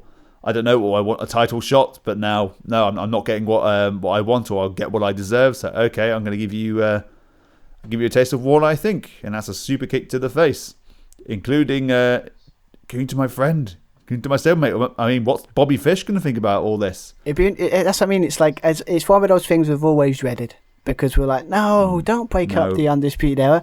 But now, when you think about it storyline-wise, what more can they really do? Yeah. Pretty much done everything but a split. Yeah. But I mean, also, as many people I put on Twitter as well as more people talk about, it's like, mate, we're getting Adam Cole versus Kyle O'Reilly. If you've watched any of their Ring of Honor matches, we're into something special, people. Yeah. I mean, seriously, it's going to be great. I mean, it's one of those weird times, you know, like when... The best kind of pay-per-views and the best kind of feud, you know, you're into a feud was like, he did that, and I'm like, I want to watch NXT Wednesday. I really want to know what's going to happen. Mm-hmm. I mean, I haven't had that probably since, as I said, Kenny Omega turning on John Moxley, or when or like maybe when Sami Zayn and the Kevin Owens thing when Sami Zayn turned heel type thing, where you have to watch next week to find out. It's very old talking point, yeah. I think that's what this pay-per-view is like. It's really good, solid wrestling, but this is the one that's going to put it up there, I think. It's like, it had that cliffhanger, and that's awesome. Like, it had the best the best shows have the best cliffhangers. You know, what happened next, and this is brilliant. Absolutely. Got to tune in next week. Got to. I mean, I watched NXT Try 2 weekly anyway, but now it's like definitely watching this. Like, come on, you wouldn't... As I put a tweet saying like it was great, but then I said, but one question must be asked: why, Adam? Why? I'm not obviously I'm overreacting on Twitter, of course, but yeah, I mean, it's the perfect, you know, like when they say why, like someone turns on someone, they go, why did you do that? He's your brother, he's your friend. Yeah, we've been for the wars together. Why have you done this? It's like, I can't wait for we're gonna get heel Adam Cole again. And it's like, it's so good. I'm so excited. Yeah, Adam Cole, absolutely. And see what happens to the Undisputed Era. Do they all turn their back on Kyle O'Reilly? Or do they have like their own kind of like sub-genre? Do they kind of split up and have their own kind of Undisputed Eras? Like, this is the true Undisputed Era. No, this is the true Undisputed Era. Have that kind of war leading to like a year-long feud going into... I mean, that would be tasty. A year-long feud culminating in a War Games match. Well, they haven't faced each other yet, have they? Like, I mean, have they? I mean, obviously, when Roderick Strong was kind of not in the group, they had some kind of feuds between the other three. But like, again, it's like all you've done, as I said before, it's like we've done all the stuff together. Only thing we haven't done is them facing each other. So like, it's come on, man. You got Adam Cole versus Kyle O'Reilly. You got Roderick Strong versus Kyle O'Reilly. You got Roderick Strong versus Adam Cole. You've got Bobby Fish versus all three of them. It's like like the idea of that just makes you go, damn, this is going to be fun. It's like you just know with them four, you know quality, right? Mm-hmm. You know you're going to get great matches. So you just need a great story, and it's got a good starting point. I look forward to seeing where they go next. But yeah, what a way to end the pay-per-view, man. It's worth staying up for. There's nothing worse if you're a British fan and you stay up to watch a show you're looking forward to, and then it either ends with, it was a fun show, go to bed, or like even worse, a terrible booking decision. Why the hell did they do that? I stayed up until 3 o'clock, 4 o'clock in the morning for this bullshit. But well worth it when you've got storylines like this emerging. To be fair, it's just like I was thinking, what else could they... I got to be honest, through it, I was like, when they were getting beat down, it's like, where's the Undisputed Era? I haven't seen them for a while. I was like, wonder what they're doing. And then boom, you're like, oh, that's why they're not on the show, because they've got bigger plans for them, okay. They've got, they had to appear at some point, like after that beat down by Danny Burch, Eddie Lorcan. You thought, okay, here come Undisputed Era, surely, because we haven't seen them on the show. It's not a takeover without Johnny wrestling Finn Balor or the Undisputed Era. No, because it's usually their kind of show, isn't it? And especially at the start of the year, you have something going for them. But yeah, I cannot wait for NXT this week. It's going to be great. But yeah, obviously, kind of ends off the kind of show. I mean, again, like fun thoughts on this. Like overall, what do you think of the pay-per-view? Is it like? I think it's one of the best ones they've done in a while. I mean, not saying the other ones haven't been really good, but this feels like they're like a different level. If that's fair. You know, it's like all the matches were really good, like top 1 or 2. Like we always have 1 or 2 match of the year candidates, but the other ones on the card were pretty good as well. It was just basically 2 hours. Was it 2.5 hours? It just flew by. Yeah, it was great. Some matches where they only ran for like 20, 25 minutes, but they felt like they were like Omega Okada or like New Japan, like main event. As you know, they're going for like 35, 40 minutes. Like this is a long old brawl. But the show was very well paced, I thought, apart from the women's triple threat, which should have had a few more minutes. Otherwise, that's why I quite like takeovers where you just have those 5 matches to look forward to. There's no filler really. Yeah, and they all deliver. You know, do you know how, as I said, as much as I give the WWE pay-per-views are being obviously not up to this level, but still being quite watchable and quite good. I just think, it's just nice where all the matches deliver, and you just like you say go to bed, especially us UK fans going, so glad I stayed up for that. And also, one thing I'm glad is I didn't decide to do the thing where we go to bed and watch it in the morning, because then I would have known that shocker out of the system super kick out of nowhere. It was nice for a while. It's like I didn't see it coming. It was like they're the best kind of reactions. But yeah, I mean, opening match, the women's Dusty World Tag Team Classic final, brilliant. Would have thought they went one way but went the other, but it made sense. The finish was good. I still think the match of the night is Johnny Gargano and Kushida. I think that's brilliant. Yeah, I agree. Yeah, match of the night for sure. And that was a nice surprise as well. You didn't think Gargano was going to win as clean as that. You thought there'd be some shenanigans, but no, pleasantly surprised. No, it's really good stuff. And then the men's Dusty World Tag Team Classic final was also really good. You could say better than the women's, but you could say by taste, but obviously different kind of style. MSK winning was like, what's that old saying? A surprise to be sure, but a welcome one. And obviously Grizzly and Vets look great as always. So so we got 2. It was a great match, fun to watch, awesome. As you said, the tag team match was could have been longer, but it's too fun. It's that and that damn table ruined everything. Blame the table. But it's all their fault, and obviously the main event definitely delivered with an awesome twist that makes you want to watch the NXT next. So the question is, what grade overall? What would you give this show?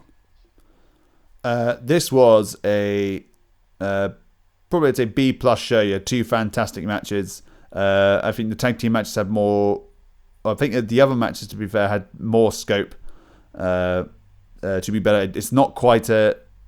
Well, I'd say probably like a B. I'd say so. You're going to closer to an 8 pay-per-view, but I don't think it. I don't think it's as strong as some people say it is. It had 2 classic matches and a fantastic ending, fantastic twist, but the women's triple threat had more scope. It's far too short. Probably cut short. Stupid bloody table. And the tag team matches, MSK new team. I still don't know much about them. Couldn't invest that much, but the right result with and the right teams for the women's, bit messy to begin with. Not quite sure again Moon and Shotzi having some heelish moments there. Not quite sure who was legal, but it had a little bit of tidying up, bit more pacing. I think not more pacing, but no, the night was actually well paced. But there's more scope to play with some more things, like more things, interesting storyline wise, I'd say. So I'd say an 8 for me, which is equivalent, I guess, of a B grade. What about yourself? What would you give the show? I'm tempted. Maybe I might be well, I say that, but I've got a poll that I put out last night that kind of agrees with me. But it's you say 8, but I think I would probably put it at 9. Maybe I'm just overhyped, and maybe it's because maybe I need more time to think about it. It might downgrade me, but no, I mean, I think 1 or 2 match was a bit off top. But if you look at just pure wrestling, Maybe the stories weren't there in some matches, but as pure wrestling spectacle, was it 2.5 hours of just great wrestling? I said I always rate a show highly when it's just time flies by and you forget that you've watched 2.5 hours of wrestling. It's just I love it. So the ending was great. The main event was awesome.